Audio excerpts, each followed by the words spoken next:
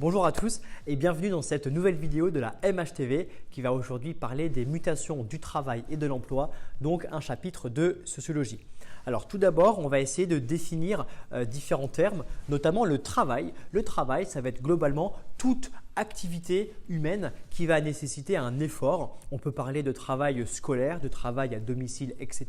Ce travail, ça devient un emploi quand il est rémunéré et déclaré, tout simplement.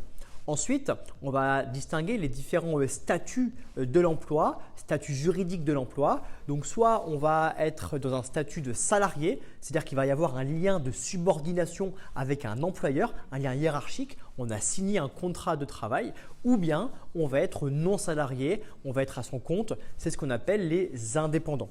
Aujourd'hui, on a de plus en plus d'indépendants, notamment depuis la création du statut d'auto-entrepreneur en 2008 et du statut de micro-entrepreneur en 2017. Mais attention, on a plus d'indépendants, il reste cependant minoritaire dans toutes les personnes qui travaillent. Les indépendants représentent aujourd'hui 10% des personnes en emploi, donc les salariés représentent environ 9 emplois sur 10. Donc également, une personne est en activité si elle a un emploi ou si elle en recherche un, c'est-à-dire qu'elle est au chômage. Donc globalement, toutes les personnes actives, ça va être les personnes qui ont un emploi et les personnes qui sont au chômage. À l'inverse, les personnes inactives, ça va être les retraités, les personnes au foyer, toutes les personnes qui n'ont pas d'emploi mais n'en recherchent pas un.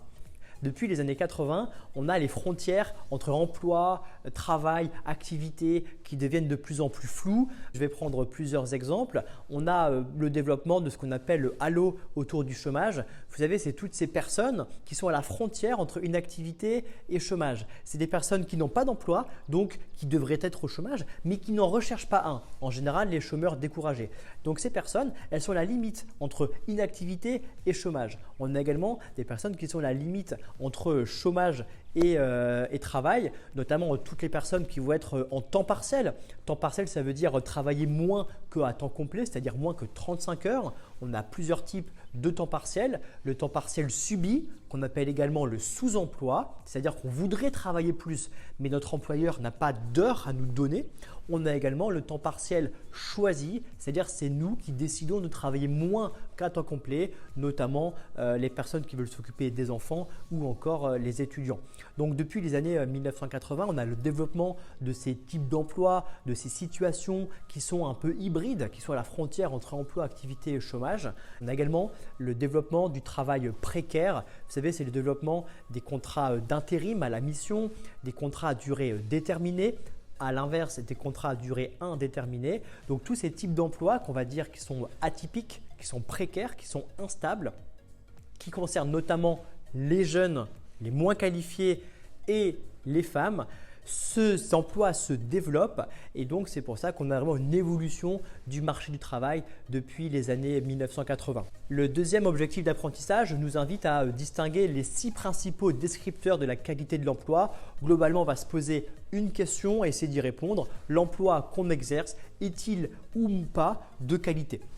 Donc pour ça, j'ai écrit au tableau une petite phrase mémotechnique que je vous invite toutes et tous à apprendre pour vous rappeler des 6 descripteurs de la qualité de l'emploi. Cette phrase, elle est très simple, c'est « sale tracas, faute à l'écho ». Donc on peut en faire une phrase, sale tracas, faute à l'écho. Et donc, si on va prendre le sale, ça va être le niveau de salaire. Ensuite, tra, ça va être les conditions de travail. K, ça va être un horizon de carrière. Faux, ça va être le potentiel de formation. Ta, ça va être la variété des tâches et enfin l'éco, c'est l'horizon, la sécurité économique. Donc tout d'abord, le niveau de salaire, il faut savoir que évidemment un emploi va être de qualité ou non selon le niveau de salaire, c'est-à-dire le niveau de salaire, vous pouvez acheter plus ou moins des biens et des services, appartenir plus ou moins à la société de consommation, mais il faut également savoir que c'est un niveau de salaire relatif par rapport à vos collègues, c'est-à-dire que si vous êtes au SMIC à 1 400 € net par mois, mais que vos collègues sont à 2 ou 3 fois plus, vous allez vous sentir moins payé, moins valorisé qu'eux. Et à l'inverse, si vous êtes à 1 500 € par mois, mais que vos collègues sont moins payés que vous, vous allez vous sentir plus valorisé. Donc le niveau de salaire, c'est à la fois la valeur absolue de votre salaire, mais également le niveau relatif par rapport à ses collègues. Donc ça va donner plus ou moins de satisfaction au travail. Ensuite, on va parler des conditions de travail. Il y a des métiers qui vont être dans des conditions un peu plus pénibles, un peu plus fatigantes que d'autres. Si on prend l'exemple des travailleurs de nuit, les travailleurs avec un environnement très bruyant, les gens qui vont travailler dehors en plein hiver, les ouvriers du BTP notamment, vont avoir des conditions de travail très difficiles. Les aides-soignants qui vont devoir aider les personnes âgées, les relever dans les EHPAD. On peut prendre également l'exemple de tous ceux qui travaillent à l'usine, qui ont des tâches qui vont être extrêmement fatigantes, qui vont développer des maladies, des troubles musculo-squelettiques. Tout ça, ça fait qu'un emploi va être plus ou moins de qualité, à l'inverse d'un cadre qui peut télétravailler ou un architecte qui peut travailler d'où il le souhaite dans un environnement chaud, pas bruyant et confortable. Ensuite, l'horizon de carrière, tout simplement, ça va être votre emploi aujourd'hui. Est-ce que vous avez une possibilité d'évolution, de monter dans l'entreprise ou vous allez devoir rester au même poste toute votre carrière? Ça peut vous inciter à travailler plus ou moins si vous avez des perspectives d'évolution intéressantes. Également, toutes les personnes qui sont embauchées en CDD, est-ce qu'elles pourront dans l'avenir être transformées en CDI ou pas? Ça peut vous inciter à avoir un emploi qualitatif ou pas. Ensuite, le potentiel de formation, comme tous les emplois, est-ce que notre employeur nous propose une formation professionnelle, une formation continue pour développer ses compétences, ses connaissances, ses savoirs, ses qualifications, ou est-ce que l'employeur nous laisse sans nous former, ce qui peut amener à une certaine frustration?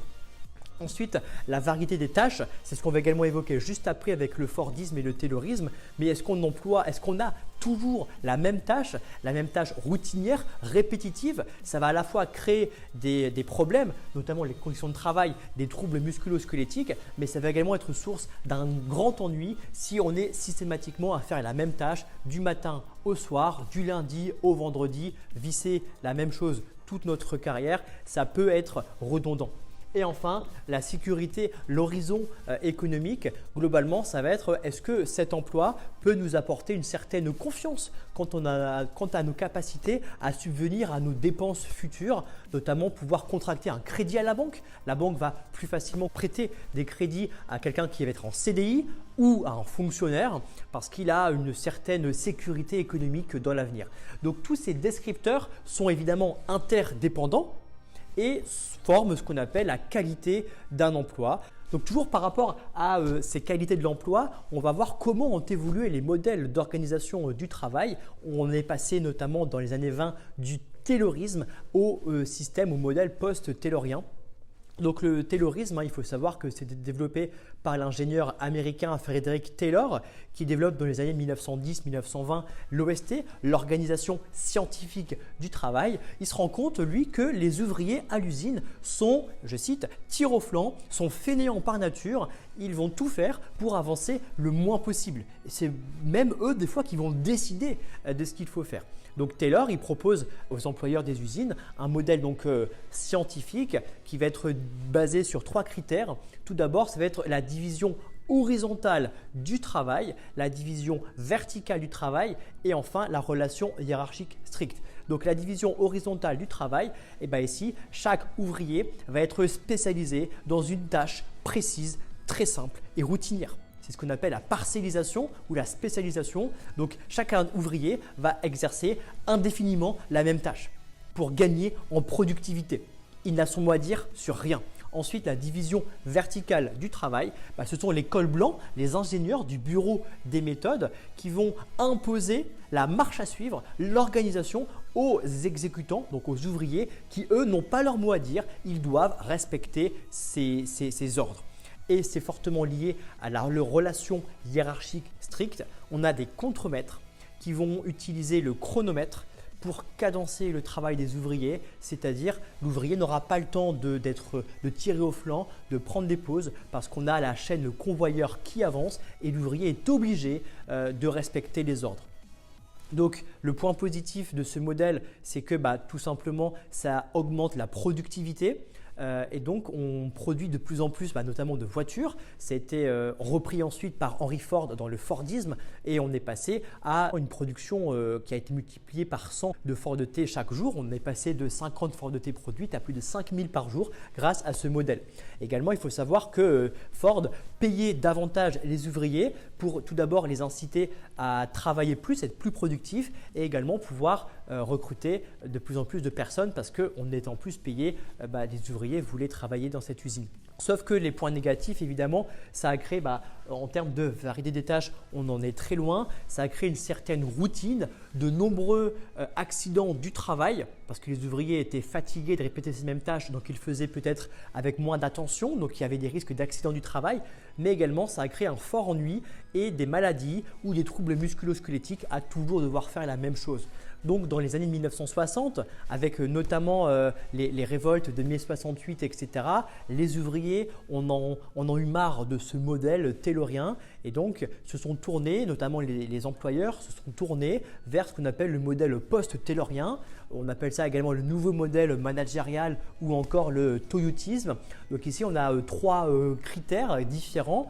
Tout d'abord, on va voir ce qu'on appelle la recomposition des tâches. C'est pour développer la polyvalence de l'ouvrier qui ne devra plus exercer la même tâche systématiquement, mais qui va pouvoir voguer de poste en poste pour vraiment qu'il soit déjà plus adaptable et également plus polyvalent. Également, on va avoir la flexibilité, c'est-à-dire qu'on va adapter la production aux évolutions de la demande. On va produire un peu moins, ce qu'on appelle en lean production, c'est-à-dire juste à temps, sans gaspillage, sans stockage, parce qu'il faut savoir que le modèle taylorien, il y avait beaucoup de gaspillage et de stockage, ce qui était très cher. Donc ici, avec cette flexibilité, on va ajuster la production à la demande. On va également demander aux ouvriers de travailler avec des horaires atypiques, c'est-à-dire ils vont pouvoir commencer un peu plus tard le matin, rentrer plus tôt ou plus tard le soir, travailler un jour sur deux notamment. Et enfin, le management participatif, on va donner aux ouvriers ce qu'on appelle une semi-autonomie, c'est-à-dire qu'ils vont travailler par projet. Ici, c'est pour casser la relation hiérarchique stricte du modèle taylorien.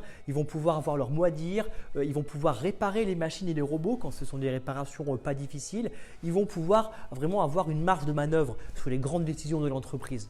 Aujourd'hui, on a vraiment une coexistence des modèles tayloriens et post-tayloriens. Il ne faut pas croire que le modèle taylorien n'existe plus. Si vous allez dans le secteur des services, notamment des centres téléphoniques, on a toujours des personnes qui font les mêmes tâches, qui appellent des gens du matin au soir pendant toute leur carrière. On a donc la coexistence du modèle taylorien avec le modèle post-taylorien parce que les entreprises veulent des fois utiliser les avantages des deux modèles, c'est-à-dire la productivité du modèle taylorien et la flexibilité, la baisse des coûts, l'effectivité du modèle post-taylorien. Donc cette évolution des modèles a eu des effets ambivalents, ambigus sur les conditions de travail. Tout d'abord, avec le nouveau modèle post-taylorien, on a une recomposition des tâches, c'est-à-dire que les ouvriers vont peut-être casser leur ennui, ils vont avoir différentes tâches, ils vont être plus polyvalents, c'est-à-dire que ça va peut-être les inciter à travailler plus, à être plus heureux au travail. Également, on a eu la diminution ici des accidents du travail, notamment les accidents liés aux troubles musculo-squelettiques. Donc là, c'est les points plutôt positifs, mais les points négatifs, c'est qu'on s'est rendu compte qu'on a notamment une hausse du stress et de la pression liée au développement des robots, du numérique qui va désormais cadencer notre travail, la pression liée aux clients, aux collègues et tout ça, ça peut entraîner ce qu'on appelle des burn-out, c'est-à-dire des maladies liées à une surcharge de travail, surcharge de pression. On a de plus en plus de risques psychosociaux. De nombreux travailleurs aujourd'hui se sentent sous pression par la hiérarchie, par le numérique, par les collègues et donc ça engendre de nombreuses dépressions comme on a pu le voir dans les années 2000 avec de nombreux suicides au travail de personnes qui travaillaient chez France Télécom. Dans cette troisième partie, on va maintenant étudier les effets du numérique sur les conditions de travail. Donc, il faut savoir qu'il y a trois effets principaux du numérique sur le travail. Tout d'abord, on va parler du télétravail. Vous savez, le télétravail, c'est une révolution qui a notamment été beaucoup développée depuis 2020 et depuis le Covid. Le télétravail, ça permet aux cadres, notamment aux personnes qui travaillent dans le secteur des services, le secteur tertiaire, de pouvoir travailler à la maison ou dans un tiers-lieu, à la bibliothèque, à Starbucks, etc. Ça permet vraiment une plus grande flexibilité des horaires et ça, c'était vraiment un point très positif, c'est-à-dire que les parents peuvent emmener leurs enfants à l'école, puis ils rentrent chez eux, ils télétravaillent, ils peuvent même travailler le midi, ils finissent un peu plus tôt, ils sont beaucoup plus flexibles. Et ça a vraiment permis ici une hausse de la satisfaction, du bonheur, etc. Mais dans un second temps, les études montrent que les personnes qui sont en télétravail travaillent en moyenne 1 heure de plus par semaine, pas rémunérés, que ceux qui ne sont pas en télétravail parce qu'au final, on a gagné du temps de transport, on va utiliser ce temps de transport gagné pour travailler. plus tôt. Peut-être qu'on va prendre moins de pauses café avec ses collègues et qu'on va les remplacer par le travail à la maison. Et au final, on travaille plus. On est également incité à plus travailler parce qu'on a peur que notre employeur ne nous voit pas travailler. Donc, on va, pour lui prouver qu'on est là et qu'on travaille, on va travailler encore plus. On va appeler n'importe qui. Et au final, ça va augmenter la charge de travail, le stress et les contraintes au travail. Également, avec le développement des outils numériques, il faut savoir que des ordinateurs, des téléphones portables professionnels, que désormais, on peut vous envoyer un email, on peut vous appeler à n'importe quelle heure de la journée, n'importe quel jour, le week-end, les vacances. On peut estimer que vous êtes toujours disponible. Alors qu'il faut savoir que c'est la loi qui permet un droit à la déconnexion. On n'est pas obligé de répondre le week-end, même si on est incité des fois à répondre. Il faut savoir également que le télétravail, ça ne concerne pas tout le monde, ça concerne surtout les cadres et les personnes qui sont dans le secteur des services, les ingénieurs, etc. Si on va discuter des ouvriers, des agriculteurs, des aides-soignants, des caissiers, eux n'ont pas droit au télétravail. Donc ça crée une sorte de dichotomie sur le marché du travail entre ceux qui ont accès au télétravail et les autres. Également, le numérique va transformer les relations d'emploi. Donc ici, on va discuter un petit peu de l'ubérisation. Vous savez, c'est toutes ces personnes qui sont indépendants, les chauffeurs Uber, VTC, les livreurs à vélo, ils sont indépendants. Ils ont donc un statut de micro-entrepreneur. Cependant, ils dépendent d'une plateforme numérique, Uber, Deliveroo. Cette plateforme numérique, elle agit un peu comme un employeur parce que c'est cette plateforme qui va décider des horaires, qui va décider des jours de travail, qui va décider des salaires qui vont être distribués à chaque tâche. Et donc, cette plateforme, elle agit comme un employeur, quasiment comme une relation de subordination, comme une relation salariale. Uber peut désactiver le compte de ses clients sans le prévenir avec uniquement des présomptions. Mais ici, le chauffeur Uber qui est censé être autonome, indépendant, il peut estimer qu'il est salarié d'Uber. Sauf qu'il n'est pas salarié officiellement, donc il n'a pas les droits qui sont afférés aux salariés. C'est pour ça que dans de nombreux pays et États, notamment en Californie ou en Espagne, on a des procès en cours pour requalifier le contrat de travail des chauffeurs Uber en contrat de subordination, donc de salariat. C'est vraiment ici des ouvertures que vous pouvez avoir. Et enfin, le numérique, on l'a déjà vu, va contribuer à la polarisation des emplois. Le numérique va permettre d'aider et de développer des emplois qui vont être très qualifiés et donc encore plus rémunérés, les architectes, les ingénieurs qui seront plus productifs grâce au numérique, grâce aux robots, grâce aux machines. Et également, de l'autre côté, on a le numérique qui va détruire des emplois, notamment les emplois intermédiaires, notamment les secrétaires administratifs qui sont remplacés par des logiciels, par Microsoft Excel, par PowerPoint, par tous les logiciels qui aujourd'hui font de manière automatique ce que des secrétaires faisaient. Donc on a une diminution des emplois intermédiaires et également on a peu d'effets ou pas d'effets sur les emplois les moins qualifiés. On a toujours besoin d'agents de propreté, d'aides-soignants, encore plus qu'avant, notamment parce que la population française vieillit. Donc on a de plus en plus besoin de ces métiers, notamment du care, service à la personne, qui sont les moins qualifiés et donc leur salaire n'augmente pas. Le numérique peut même développer ce genre d'emploi les moins qualifiés avec notamment l'apparition des smartphones, les applications Uber, Deliveroo qui ont créé de nouveaux types d'emplois, des emplois très précarisés, chauffeurs VTC ou les livreurs à vélo qui vont vous livrer votre pizza là, à domicile ce soir. Pour finir, on va voir si oui ou non le travail est-il toujours facteur d'intégration sociale en France. Donc là, c'était des sujets de dissertation assez basiques. Donc tout d'abord, oui, le travail est un grand facteur d'intégration sociale dans notre pays. Voilà, on va prendre notamment le facteur va vous apporter un statut social, une identité sociale. Vous allez être valorisé parce que vous travaillez. Donc vous avez l'impression d'être utile à la société. Et si vous avez l'impression d'être utile à la société, tout simplement, vous vous sentez valorisé. Vous allez vous sentir intégré à la société. Également, le travail peut vous apporter, peut être source de bonheur. Si vous êtes heureux à aller au travail, vous allez vraiment être heureux dans votre vie, vous allez vous sentir intégré à la société, vous allez pouvoir vous épanouir pleinement. Également, le travail peut développer et créer des liens sociaux, les liens de sociabilité. Vos collègues, vous allez commencer à manger avec eux le midi, vous allez sortir avec eux, faire des sessions de team building, d'escape game. Ça va devenir vos amis, ça va devenir des liens amicaux, des liens électifs. Donc, le travail va développer vos liens sociaux, avec des clients, avec des collègues. Et tout ça, ça va être source d'intégration sociale. Et également, le travail, il ne faut pas l'oublier, ça vous apporte un revenu, ça vous apporte une rémunération. Avec cet argent, vous allez pouvoir consommer des biens et des services. Vous allez pouvoir appartenir à la société de consommation et vous allez pouvoir suivre les normes sociales d'achat et de consommation de votre groupe social, ce qui va vous permettre de vous sentir intégré. Cependant, on se rend compte que le travail est de moins en moins source d'intégration sociale. On verra 3 thèmes ici. Tout d'abord, depuis les années 1980, on a le développement du chômage de masse et quand on est au chômage, on est moins intégré à la société. On perd ses liens amicaux, on perd des amis parce qu'on a moins d'argent pour pouvoir accéder aux loisirs, aller au cinéma avec nos collègues. Donc, on a une perte des liens sociaux. Ça peut entraîner une perte des liens conjugaux parce qu'on est à la maison, on est en dépression, ça se passe moins bien, on se sent moins intégré et on a des études qui montrent qu'il y a une corrélation directe entre le chômage, la hausse du divorce notamment. On peut avoir également une distension, on va plus se sentir intégré à la société, à l'actualité. Également le temps libre. Le temps libre ne veut rien dire quand on est au chômage parce que le temps libre, il a du sens que quand c'est un temps de récupération après l'effort. Mais quand on est au chômage, on ne se sent plus forcément avoir du temps libre.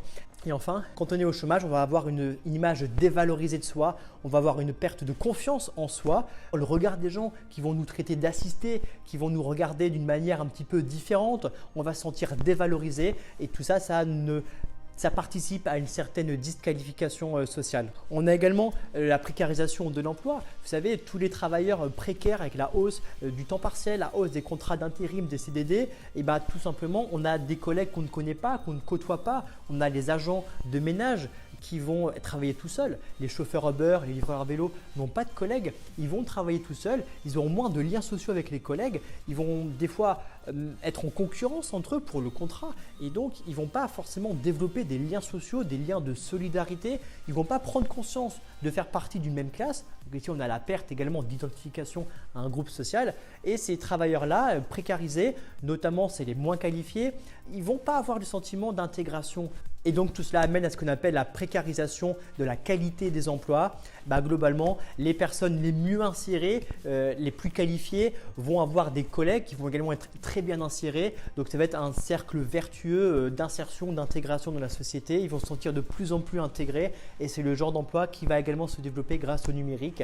De l'autre côté de l'échelle sociale, on va voir tous les emplois précarisés, les individus les moins qualifiés, notamment les plus jeunes qui vont exercer des contrats à temps partiel, des contrats d'intérim, des CDD qui vont alterner entre périodes d'activité, périodes d'inactivité, chômage, emploi. Toutes ces personnes-là vont se sentir moins intégrées et donc c'est ce qu'on appelle ici la polarisation de la qualité des emplois. Écoutez, j'espère que cette vidéo vous a plu. N'hésitez pas à mettre un pouce bleu, n'hésitez pas à vous abonner et on se retrouve très vite pour la partie économique de l'emploi, c'est-à-dire le chômage. Allez, salut!